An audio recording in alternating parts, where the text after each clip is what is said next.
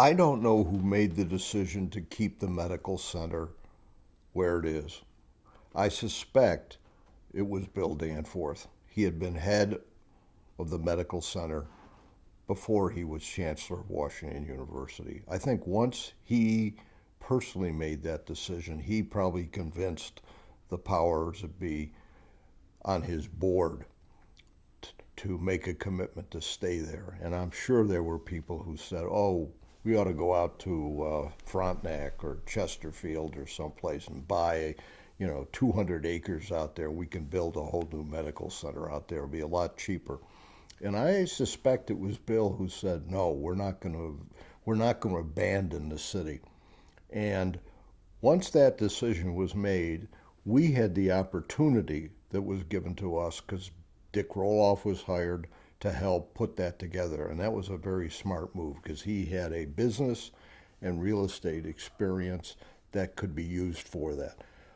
But once that decision was made and it became clear to people that the medical center was going to stay and expand and was not going to leave the city, it tied into what a lot of people, small people like the people who started the newspaper, Bob Duffy, the people who lived on Pershing Place, the people who lived on Washington Terrace, the people who lived on those streets who were fighting very, very hard just to keep the neighborhood safe and attractive.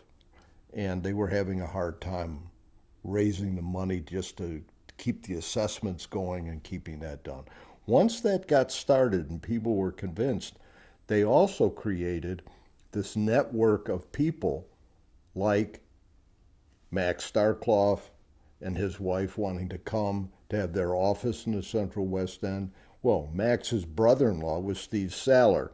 Steve Saller was a developer. He came. Pete Rothschild had his antique store, but he was there right in the midst of this, and he saw the opportunity to start buying properties. They were still very cheap at that point. And what happened was that people who had fought for years, and some had thought it was over, it was just the Central West End was going to collapse like Lewis Place did in North St. Louis. That was also a private street that didn't make it. Those people could ease up a little bit. Some of them stayed, some of them sold out, but other new people, younger people came in who were the entrepreneurs. Another word for entrepreneur is a speculator. I think a speculator who makes it big is an entrepreneur. Those people came, and also we had people like Lorne Torno, an architect, and others who were design people who were interested in helping keep it going. The business people who came after that, Tom's Bar and Grill came after that initial power that was starting to develop, and they tapped into it. They became a watering hole.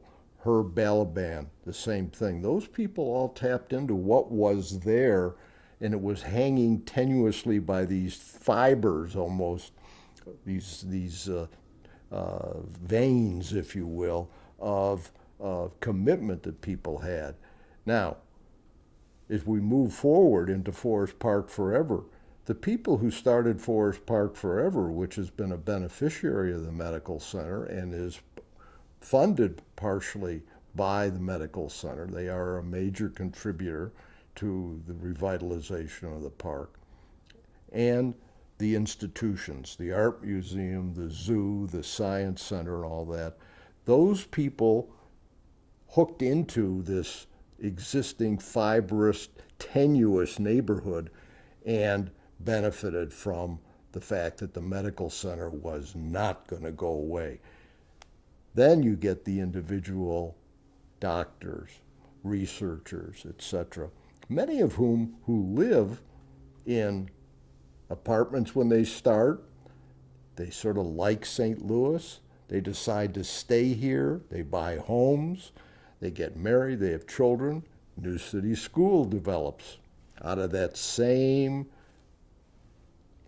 idea of putting our imprint and staying in the city of St. Louis.